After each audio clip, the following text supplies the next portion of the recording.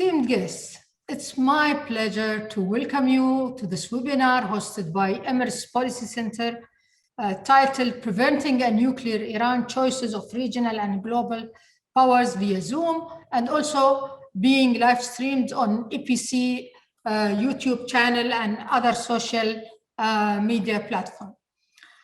Tehran announced that it has started uranium enrichment at 60% and unprecedented that we have not seen in any previous cycles of escalation. Diplomats and experts affirm that this percentage indicates that Iran's pursuit to become a nuclear threshold state puts the international community before a new reality.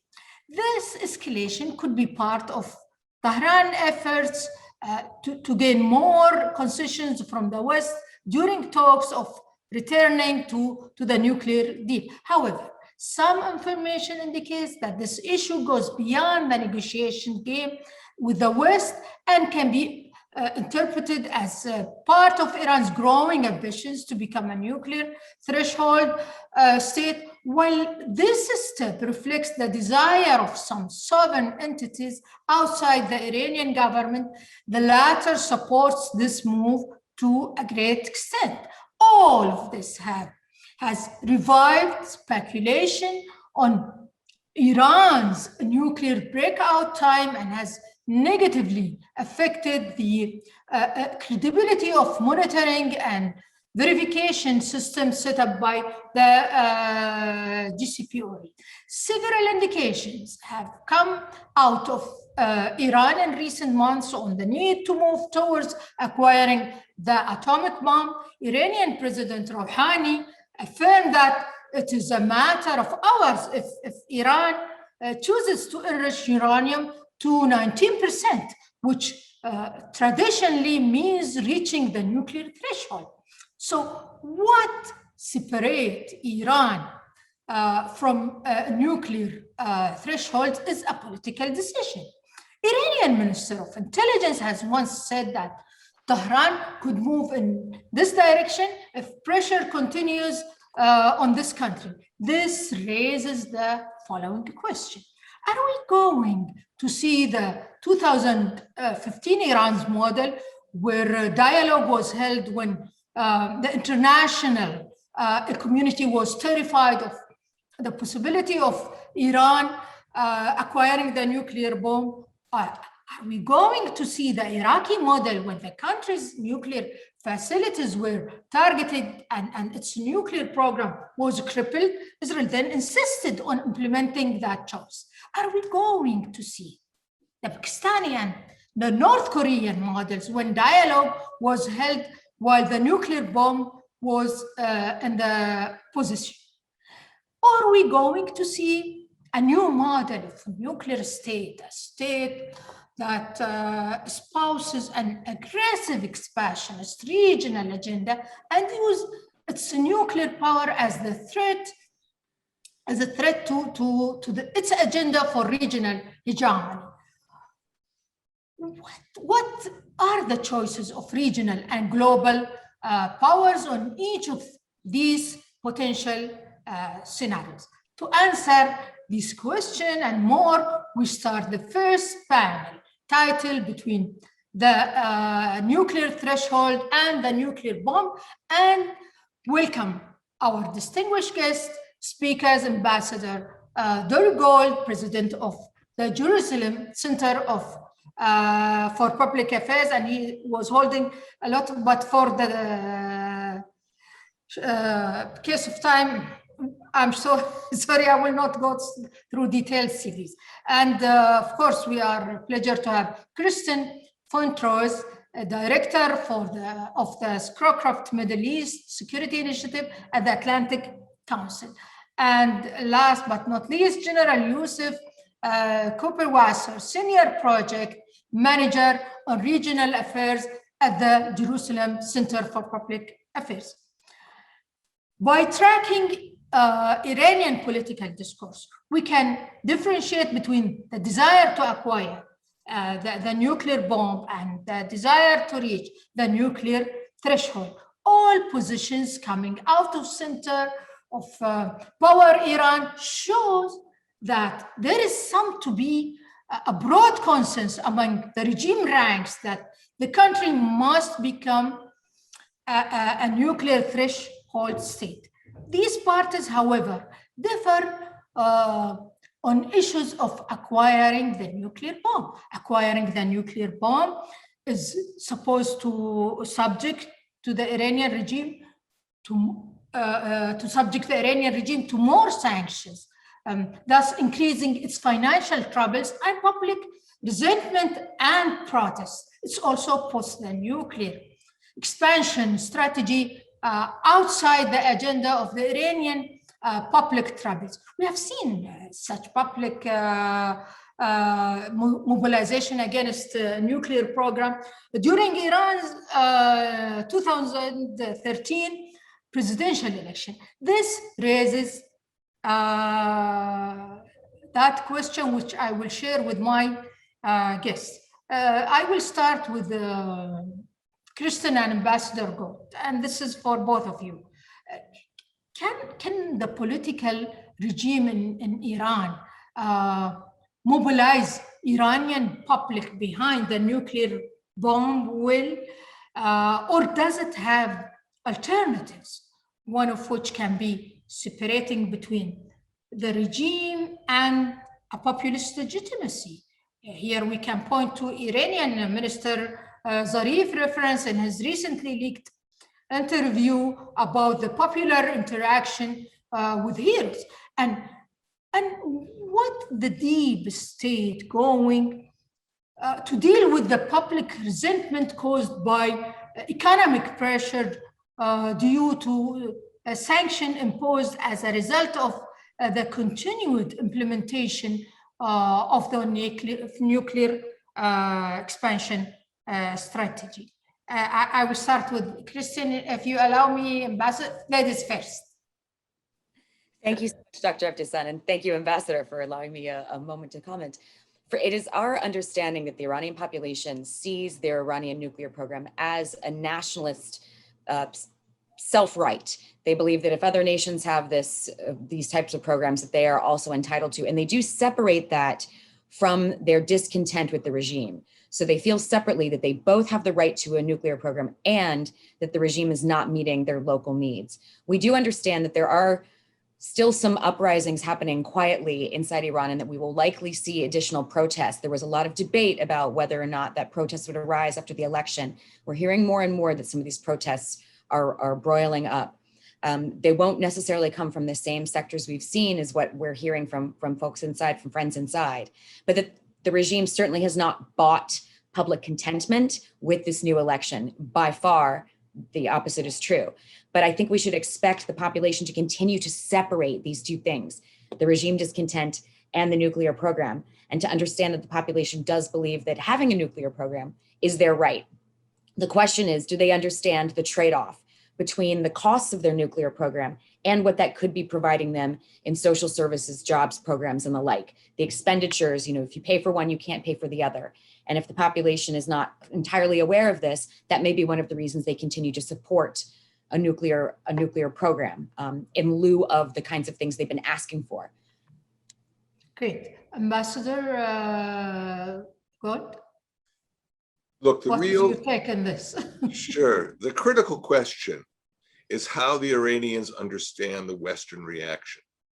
If they think the West is intimidated by Iran, if they think that the West is in retreat from Iran, then the Iranian government will feel that it has a huge freedom of maneuver to have its cake and eat it too.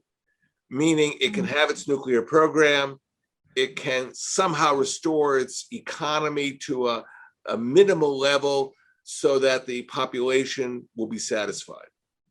I think there's another element here that is hard to measure in GNP terms. And that other element is, we always talk about the malign activities of the Iranians, Hezbollah, Houthis, and such organizations, the Shia militia groups across the Middle East. I think all of those are a reflection of Iran's quest for regional hegemony. And when you look at some of the statements that come out of the Iranian parliament over the years, and you see references to various Middle Eastern countries as being once part of Iran, this is part of a self-image in Iran of wanting to recover lost territories. And if that is the case, then the question is, does moving forward with a nuclear program, does crossing some thresholds in the nuclear program assist them in that very deep nationalistic objective, or does it make it more difficult? I believe they think it assists them. And the statements they have made are not just with respect to the famous case of Bahrain, they're with respect to virtually all the countries that were once part of the Safavid Empire. So I believe that Iran is on a roll, as they say, to try and put as many of these countries as possible under its yoke. And it will require a combination of our cooperation, and it will require determination coming out of the West, showing that the West does not plan to tolerate this Iranian quest for hegemony. Okay, thank you. General Cooper, decision makers in Tehran affirm that Iran only needs a political decision to reach the nuclear threshold. At the field level, some developments such as installing advanced version of centrifuges indicate that Iran is moving in this direction.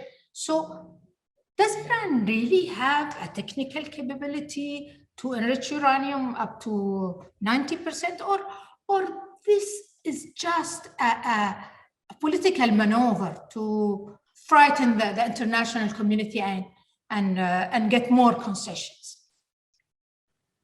Well, I think that first and foremost, it's a political maneuver, but it cannot be a successful political maneuver unless they manage to convince everybody that they also have the technical capability to get there. And the truth is that they are very close to having this technical capability.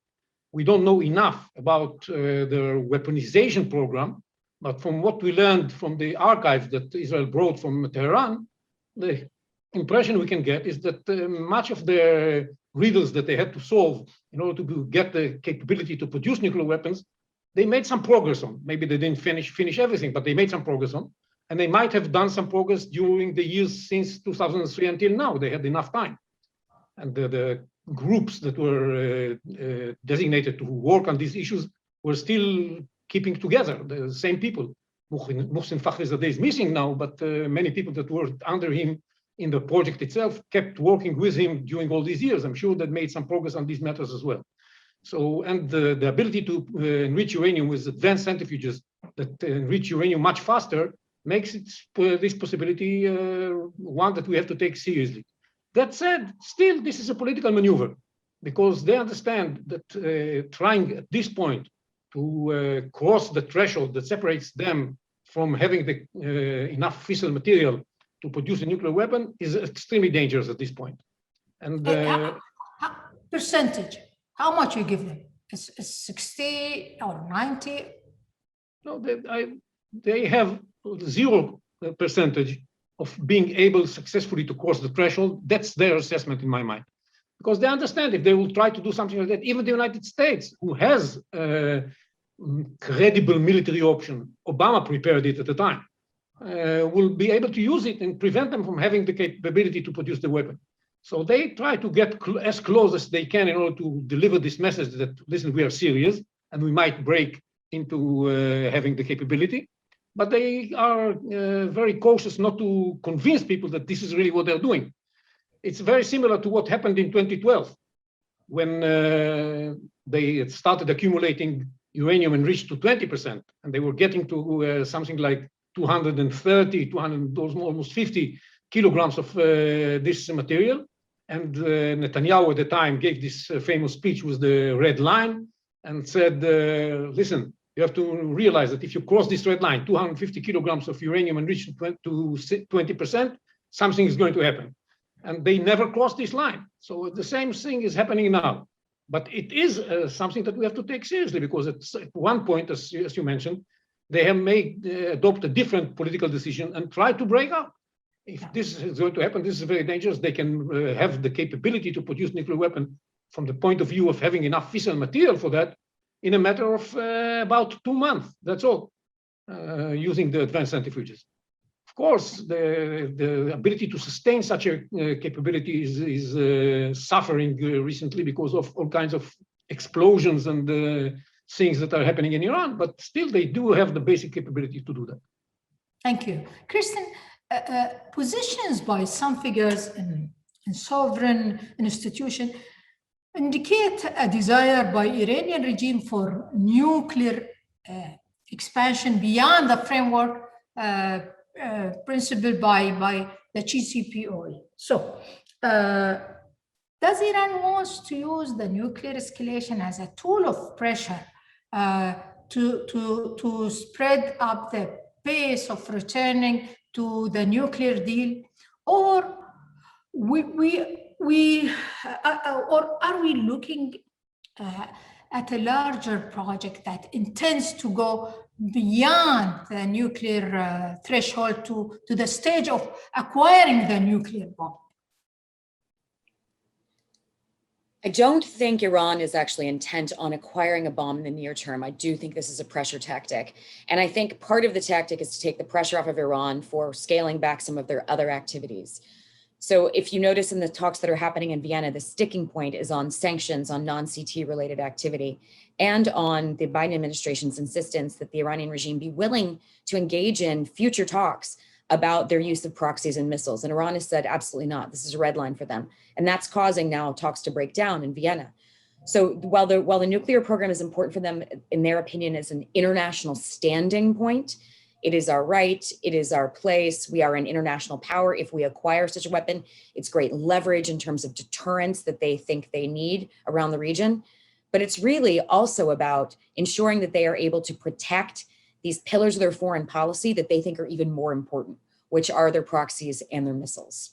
But in your view, Kristen, which is more valuable for them? To be on the threshold, so everybody is running after Iran and negotiate and not to move to a nuclear stage, or declaring themselves as a nuclear power?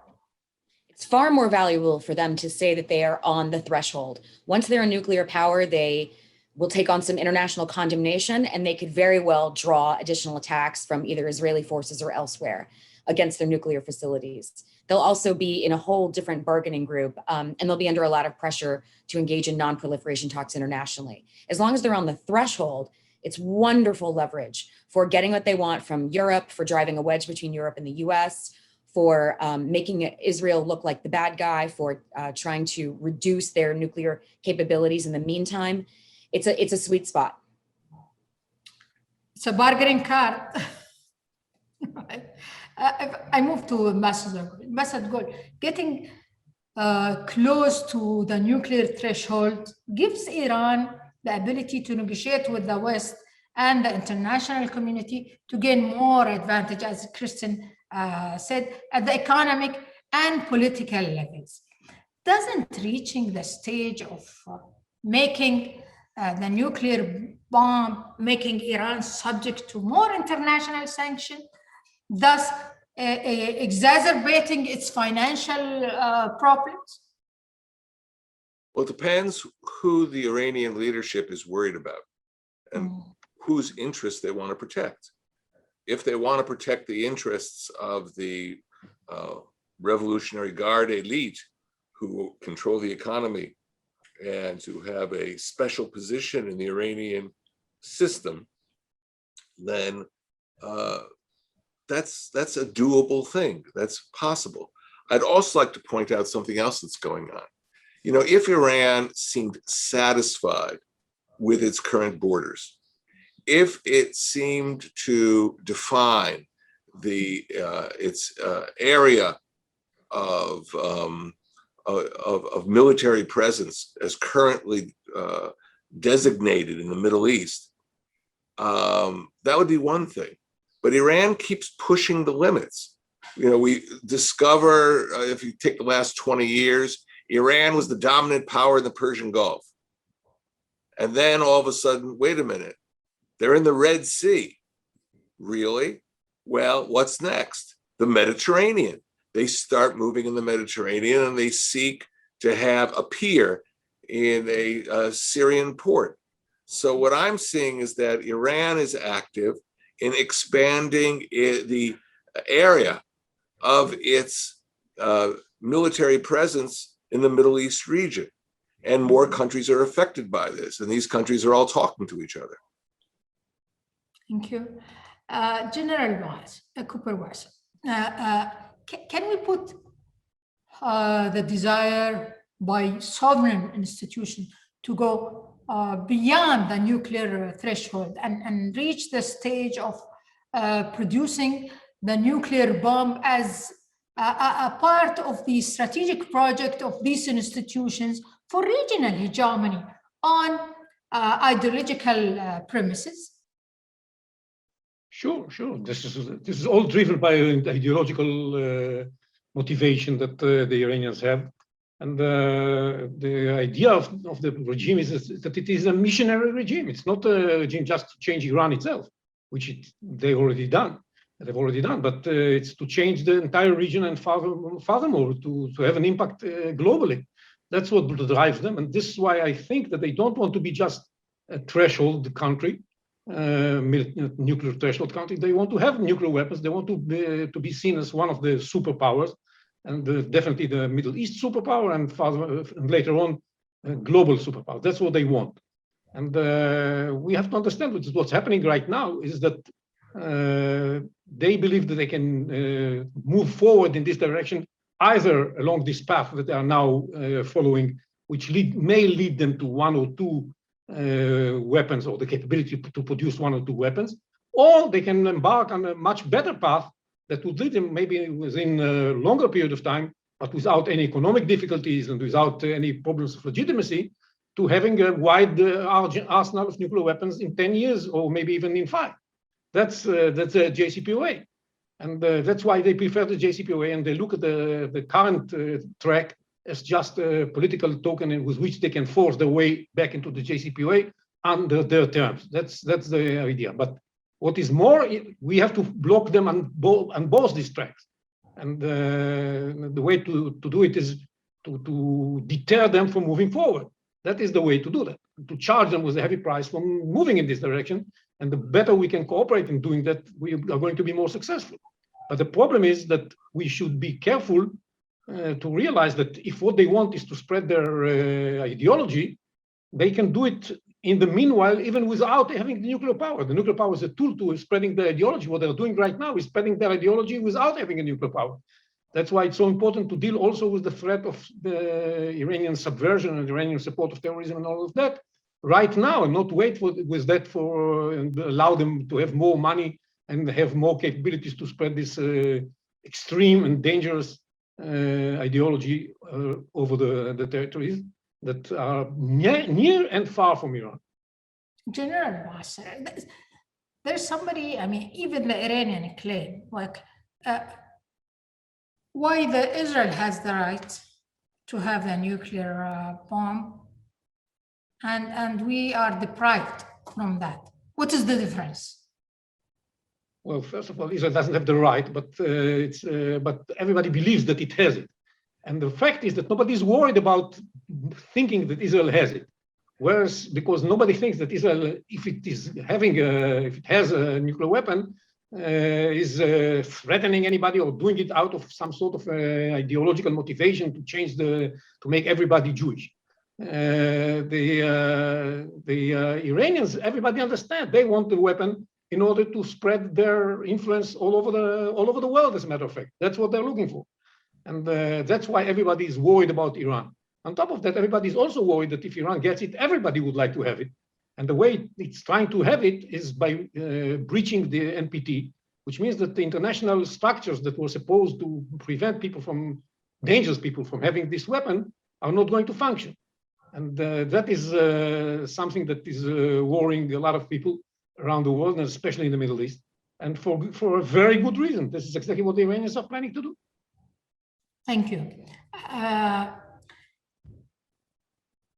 Kirsten, it's assumed that the conservative government would witness a decline in the discourse calling for bridging the rift with the international community in favor of more ideological one. This would have implications for the nuclear deal more than any other issues because it is the central issue that defines the trajectory of Iran's relation with the international community. In theory, at least a stable government of hardliners would reduce the likelihood of an Iranian-American rapprochement, which was possible in the presence of American Democrat, Iranian moderates. What is your view regarding this, if it happened? I think this new regime in Iran is looking for a deal between now and inauguration of their presidency. And this is because if they can use tactics like the current refusal to extend the IAEA monitoring agreement and tactics like an uptick in strikes on the US presence in Iraq by Iranian proxies to pressure the Biden team to come to a deal quickly. For instance, the IAEA monitoring agreement expiring, this is causing a little bit of panic in Europe. They are now pressuring the US. You need to come to a deal. You need to finalize. Iran believes, this regime believes that this will force the Biden administration to bend, to concede, and that then they would wind up with a deal that is in their favor. If they can get a deal that is in their favor, then this new administration in Tehran can claim credit for the deal. However, if they do not get a deal that is in their favor because these scare tactics don't work, they still have the ability to blame the Rouhani regime for a bad deal, for bad negotiations, for working with America. So if they can do it between the election and inauguration, they have the ability to swing that messaging however they like based on the outcome. So it's in their interest right now to keep these pressure tactics on. But Christian, I mean, if they moved towards that also, I don't think the Chinese, the Russian, they will not put pressure on them to come to the negotiations, okay? Because all of them, they want that the sanctions to be left from Iran to trade with this in a normal situation. And the Iranian also have the Chinese alternative, which already they signed that strategic agreement with China. What does it make that? Do you think that Iranian was from the West while they are diverting to the East? It makes sense for them to divert to the East because the East is willing to work with them on evading sanctions. We know that China does this on oil trade regularly. And while the Chinese and Russians would love for sanctions to be lifted so they can engage in normal trade, really the governments are looking to sell arms. And with the UN arms embargo lifted in October, that's possible. The Chinese and Russians can sell anything they like to Iran right now for the most part. So really their interests are no longer obstructed by sanctions as long as they have ways to continue evading them, to acquire the things that they want to acquire from Iran and to sell what they would like to sell, which looks like it's happening pretty successfully. Great. I have this question for both Ambassador Gold and General Cooper-Wasson. What are the strategic advantages that Iran can gain, which made Tehran put the acquisition of a nuclear bomb as a priority, even with the growing economic pressure that increased public resentment in the country?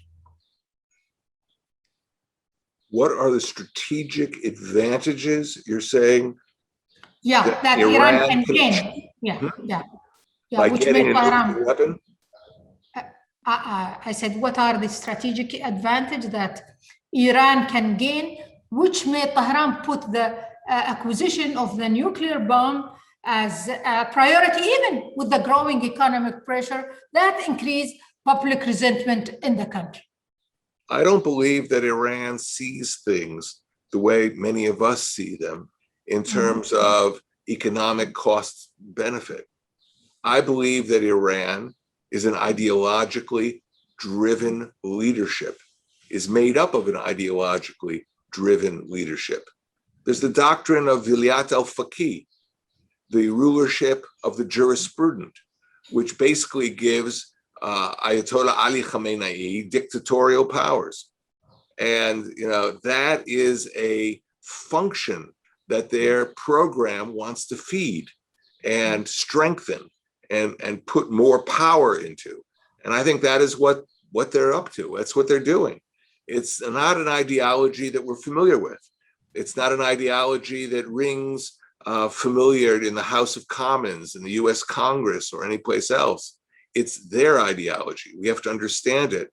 And that explains what they're really up to. General Cooper, Wasser? First of all, I agree with what Pastor Gould said, but I would add to that they look at it as some interim period through which they're going to suffer. This economy of jihad. Yes, it's just for a short period of time. They believe that in the end, the West is going to cave and accept their terms and will rejoin the US will rejoin the JCPOA, and then they will have the benefits of both worlds. They will be moving towards having the big arsenal of nuclear weapons while enjoying a wonderful economic situation, selling oil all over the world and having enough money to finance their subversion and terrorism. That's what they believe. They believe, as Kirsten said, that they are getting closer to this pressure that they are putting over is going to work. Now, if some steps are needed in order to take care of the concerns they have about what can happen during this interim period, they can manage it. First of all, they can put a lot of pressure on the population, as they do. And whenever somebody goes out to the street, they can take harsh measures against him. And secondly, they always have the capability of accepting the American conditions of how we should go back to the JCPOA, make some small concessions. This will be regarded by the American administration as a big achievement, and they will go back into the JCPOA with maybe a little bit better conditions than the Iranians demand right now. But this is always possible for them. They can solve the problems very easily. I think coming back to what you were discussing earlier on the domestic front, I think one of the things we should say to ourselves, and it's something that really frustrates many Iranians, is that the entire world is worried about whether Iran is going to have nuclear weapons or not. But nobody, they feel, care about their situation. Nobody cares about the suffering that they are going through, not only because of the economic sanctions, but also because of the nature of the regime. Suppressing regime and Raisi becoming president promises that the Iranian people conditions are going to be much worse in the coming 4 years.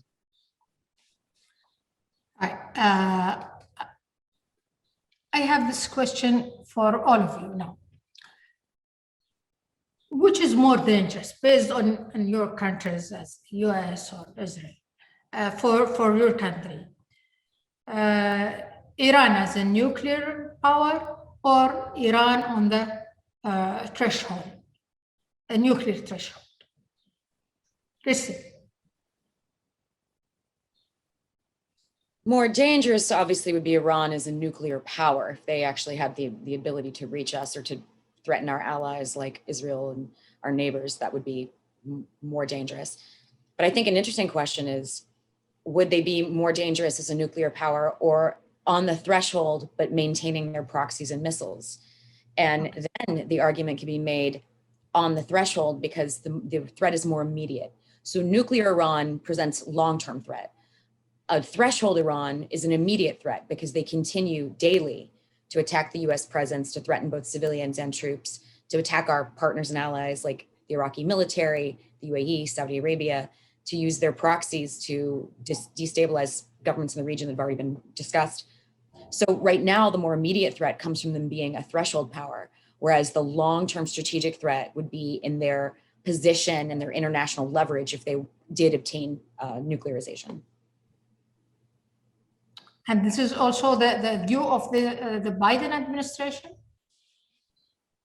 The Biden administration is mostly concerned with making sure that Iran does not become a nuclear power, because they are concerned about the long-term impact. And because the Biden team has the option of pulling all Americans out of the Middle East, and then the proxies and ballistic missile programs do not become an immediate threat to Americans, whereas a nuclear Iran is a threat to the homeland. So they have to prioritize that first, in their opinion. And they've also made promises to a lot of European neighbors and then to the American public that they would never allow Iran to be a nuclear power. So they must deal with that level first, as far as they see their own policy. This is a dilemma. How can You're absolutely how can they manage between two contradictory things? Right. Right. That's the issue. And that's the problem with the talks in Vienna right now, is when you have when Iran is only willing to negotiate on one, and it looks like you have to have one at the expense of the other, which do you prioritize? The one you've told your Congress and your population you will, or the one that your partners and allies are counting on you to assist with? What is the main, or what is the difficulty that not reaching to a deal from your point of view in Vienna? What is causing the difficulty right now? What is the main? Why they are not be able to reach it? Right. We understand a couple of things. One is that Iran wants sanctions rolled off that the Biden administration is not able to roll off because they have to do with counterterrorism or human rights sanctions and not nuclear sanctions. So we can't roll those off because the activities that cause the sanctions to be on are still occurring. So there's no basis for the Biden administration to be able to argue for the roll off. They simply can't lift them. It won't be approved. There's no legal standing for them to be lifted. Whereas Iran is saying, too bad, that's our red line, you must do that. Also, the Biden administration is asking for specific centrifuges to be shut down, and Iran is saying, we don't necessarily want those centrifuges to be shut down. And the Biden administration is saying, we require follow-on talks about new deadlines or new sunset clauses or new nuclear negotiations, since the JCPOA was written with the 2015 timeline, and now most of that is moot. So they would like a discussion about how to extend the agreement. They can't do that they need Iran to only sign on to the original JCPOA. And this is where America has tied its own hands. Because if the Biden administration enters into any agreement that differentiates in the tiniest way from the JCPOA, they have to throw it back to Congress for approval. And there a massive debate will occur. There will be delays. It might not even be approved. So they're really under pressure, and Tehran knows this, to sign exactly the same JCPOA and then argue with Iran for follow-on talks, in addition to parallel talks about proxies and missiles. Makes it a very difficult negotiating position for the Biden team. So you think there will be a deal or no deal?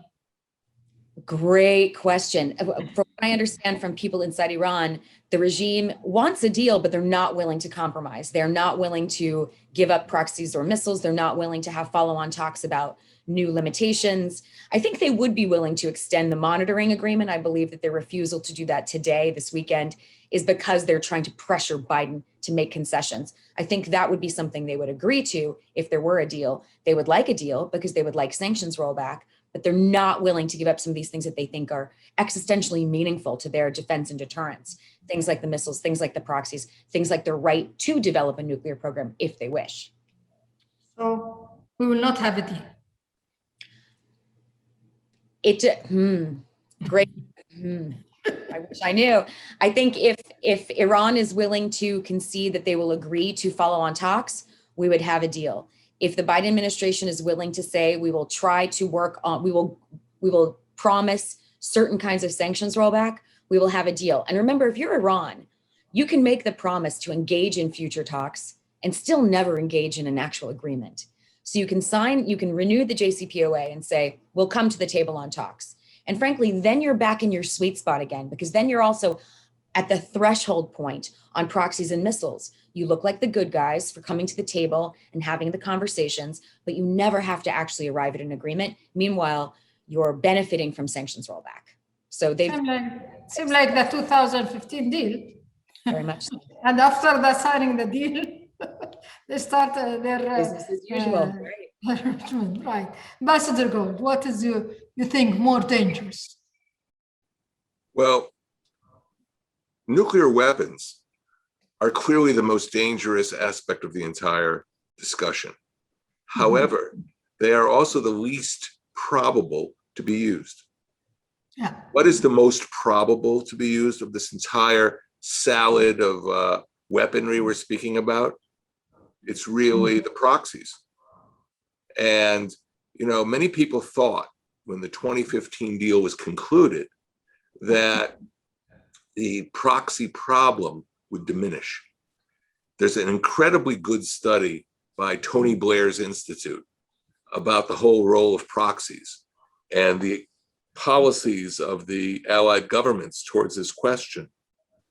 And again, it was anticipated the proxy problem would diminish. But what happened after the deal was concluded in 2015 was that the number of proxies mushroomed across the Middle East, new proxies with new money to fund them. And I think that's what's going to happen again. And I think that's something which I'm not sure the Western allies are prepared to deal with. For us, we just had a war with Hamas. We will have the threat of Hezbollah in the north. And there'll be others who will join that. I've always wondered what's going to happen to our east, to our Jordanian partners, because I know that many of these proxies have their eyes aimed at Jordan as well. So we have a very dangerous Middle East on the horizon if the West and the negotiators allow the proxy issue to expand, to grow, and not be addressed. What about the ballistic missiles? Is it dangerous or not? Well, they're dangerous, but it depends what you put in them. I mean, the missile by itself is a delivery system. If you don't have nuclear weapons, well, you know, a missile is like a rocket. It's something horrible. And we have developed very advanced technologies in missile defense. We have just had an extraordinary breakthrough in Israeli military technology in terms of laser missile defense. You know, shooting a laser costs $80. Shooting a missile is tens of thousands of dollars. And therefore, it changes the economics and the calculus of this kind of warfare in the future. But I'm very concerned about the proxies. The proxy warfare is more probable warfare. And that's something you have to always keep in mind. Well, you know, the threat depends where you are. You are facing Iran. The ballistic missiles is more dangerous for you, not in terms of the range of that, but in terms of the numbers of that. Okay, if you are facing Iran, maybe also the priority or the danger. Which one is more dangerous? Or General Youssef, what is your take? First of all, I don't think that there is a difference between the two, because I don't believe that Iran is going to stop at the level of threshold country. Once they have the capability, they will produce the weapon, because they realize that they cannot stay there for a long while. If they stay just at the threshold level, somebody is going to take action against them and deprive them from this capability. So it's they wouldn't stay there. They would rush into the weapon itself. And that's why, by the way, in 2015 and before 2015, the major disagreement between Israel and the United States was about this issue specifically. We said Iran should not have the capability to produce nuclear weapon, should not become a threshold country. And the Americans said, and they're still saying most of the time, sometimes they speak differently, but most of the time say, Iran should not have nuclear weapon, which is something a little bit different. And I hope that they will adopt our approach, which says that Iran should not have the capability to produce nuclear weapons. And what worries me is that once they have the capability, they will have the weapon. And this is going to have an impact on everything. For example, this issue of proxies, they will feel much more emboldened if they know that Iran has nuclear weapons. They would feel that they have some backing from the Iranians that would deter anybody from taking action against them. That's one thing that we should take into account. And also, the Iranians themselves are going to feel much more emboldened because, as we said before, the purpose of all this effort to acquire nuclear weapons is to move forward, not just to defend Iran against the potential threats. It's spreading the ideology that they are up to. And that's why even when they have just the capability to produce nuclear weapon, in my mind, it's extremely dangerous and we should not allow them to get there. And actually, this is what's happening right now. What all kinds of events hint to is that somebody is trying to prevent Iran from having the capability to produce nuclear weapons. And most people believe that this is us, but somebody is trying to do that. And the reason is very clear, because they get closer to having this capability. That leads me to the question that for all of you, what are the choices of regional and global powers on each of these potential scenarios, either Iran on the threshold, nuclear threshold, or Iran as a nuclear power? Kristen.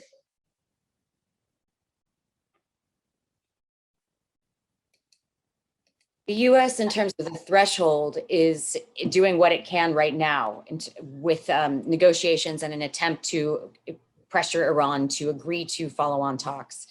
Otherwise, it will become an issue of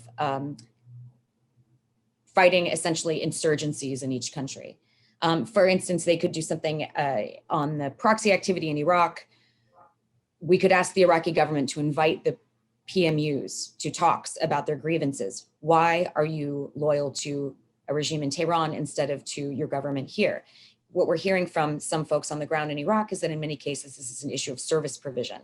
Well, if that can be addressed by the federal government and those PMUs can be more closely integrated into the Iraqi military, then you know which PMUs are truly loyal to Iran or truly following an ideological leader rather than political or military commander. If you remove those then from the Iraqi military, they essentially become an insurgency. So they no longer receive the salaries from the Iraqi government, and they no longer receive the protections they have being a part of an official state's armed forces. This may change their calculus. It also opens up additional authorities for the US and other countries to act against them if need be. So that's one opportunity for reducing proxy activity if we stay in the threshold status in one particular country. The US negotiations by assigning an envoy to Yemen is another attempt at addressing the proxy activity, because the US is aware it's very possible that a deal might not be reached, and therefore no future talks would happen, and Iran will continue to not only supply, but probably ramp up its proxy activity. So you see the US trying to do things around the region, one by one, case by case, theater by theater, to address the proxy threat. If we do have a deal, that won't change. There will still need to be this theater by theater attempt to address the proxy threat.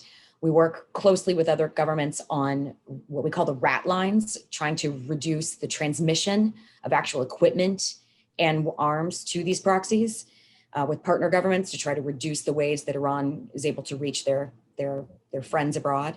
The problem is with things like 3D printing, we're seeing the increase of capability by each of these proxies themselves. All I really need is blueprints.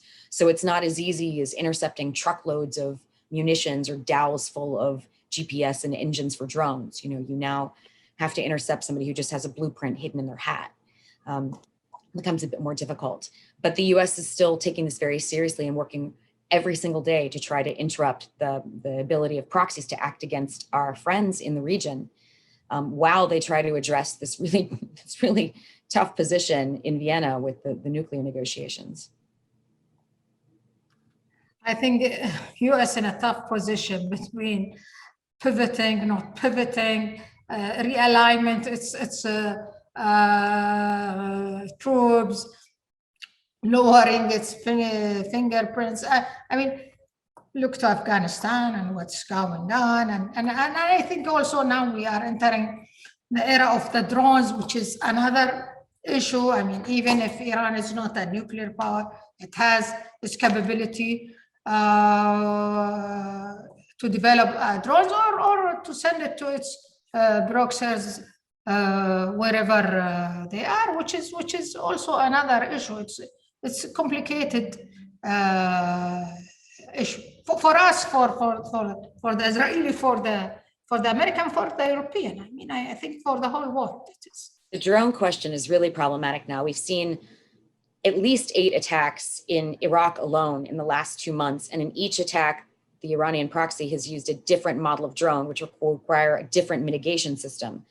So you would have to have off the charts numbers of defeat technologies in order to have, defeated each one of these. We're also seeing a big uptick in the sophistication of these drones. The one that crashed this weekend into a house had about a 5-foot wingspan. It had fuel bladders that were large enough to take it really wide ranging. It had, we think, 3 GPS systems. It had a German engine. It had a 35, well, I won't get into the details, but it was a pretty sophisticated drone. And the first one we've seen like this. We know it had SATCOM technology, which we see Iran put on their drones all the time. But it's like each time they launch a drone, they're experimenting with pushing the envelope a bit more. How much can this drone do? How far can this get us? What payload can this accommodate? How close can we get? Can we get through defeat systems with this? So the attacks are one piece, but what's even more important is this library of knowledge they're building about the ability of the nations around them to defend against these. Wonderful. Ambassador Good, what is your take on that? What is the choices? Well, if we're speaking about drones, I mean, I was astounded. No, I'm speaking about what is the choices for Israel as the global power, regional powers, if Iran either become a nuclear power or nuclear threshold. What the reaction of the Israelis going to be? Well, I think we have made clear that we will not live with a nuclear Iran. And you will wipe it? What? You will wipe them? What you will do? I don't use language out of Texas. I would just tell you that it's something which is our national security doctrine does not tolerate. And but I think these lesser threats, which I call more highly probable threats, like the drones, are becoming a new part of the strategic landscape that we have to address. It all costs a lot of money, but it's something urgent. I mean, when I saw a Houthi drone attack the center of Riyadh, this was just 2 years ago, I said, what is going on here? That Saudi Arabia, with all the money it has spent on its national security, on its defense, can't prevent a drone attack. And you know what? It's not just Saudi Arabia. I don't think most countries could prevent a drone attack like that. And I think we have to increase the sophistication of defense to deny their offensive capability. And I mentioned a little while ago Israeli developments in laser technology. We were working on lasers back in the mid 2000s with the United States in New Mexico testing field. But now our lasers are much better, much more sophisticated, and can deny the advantages that the offense has had over the last number of years, which we have all suffered from. And that might stabilize international security through technology. Thank you. General Cooper-Was. I think we have the last That's not the way. Well, I think we should work harder on deterrence. It's making it clear to the Iranians that it's not in their interest to move forward. And I think they understand it. This language is well understood by the Iranians. They appreciate people who are ready to take action in order to defend themselves. And they know that, especially when Israel and its Arab friends work together, the capabilities are much stronger than if anybody works alone. Our first address should be the Europeans. I mean, I don't understand why Europe should be appeasing Iran and ignoring the Arabs. That makes no sense. Because of the Iranian lobbies. I don't know how they will work when the moderate now is leaving the seat. I think they will become more weak, but maybe, but well, it's very strange. I mean, the Europeans totally ignore the Arabs. They dance to the Iranian flute and ignore the Arabs. I think it's something that has to change. Once the Iranians understand that there's going to be some change in Europe, it's something, and they are close to forcing the Europeans to rethink about their approach. So I think this is very important. On top of that, deterrence is built on clarifying to the Iranians that there is a determination in the international community, especially the Western world and the Arab world and Israel, not to allow them to have the capability to produce nuclear weapons, and that steps will be taken in order to ensure that, be it isolation, be it clandestine activity, be it, in the worst case, some kinetic activity. And this message should be is the military option on the Israeli table? Yes, I think yes. The chief of staff has clarified. Without the acceptance of US? Well, this is the big debate right now in Israel, whether we should speak with the Americans about it and update them before we do anything or not. But by and large, I think everybody understands that we cannot put our security in the hands of the United States, and we have to be able to defend ourselves by ourselves, even though we want to have the best of cooperation with the Americans and with our Arab friends as well. That's we are looking forward to any cooperation, because we believe that if we cooperate, our chances to get our goals without resorting to harsh measures are greater. Excellent. And you have the Iron Dome we don't have. I would say thank you very much. We can help in this respect also by fighting the drones. Not only we fight drones both with Iron Dome and from the air and with laser. And we have a variety of ways that nobody else has proven. You know, in the last round of atrocities with Gaza, they launched 7 drones against us, and one drone came from Iraq or Syria, an Iranian drone. 8 drones altogether. All of them were intercepted before they managed to do anything. I think both we have to discuss it with the US. And with this, I'm coming to the end of our webinar. Apologize for our viewers that I couldn't take, because time is very tight, couldn't take their questions, and truly enjoyed the discussion. Thank you very much.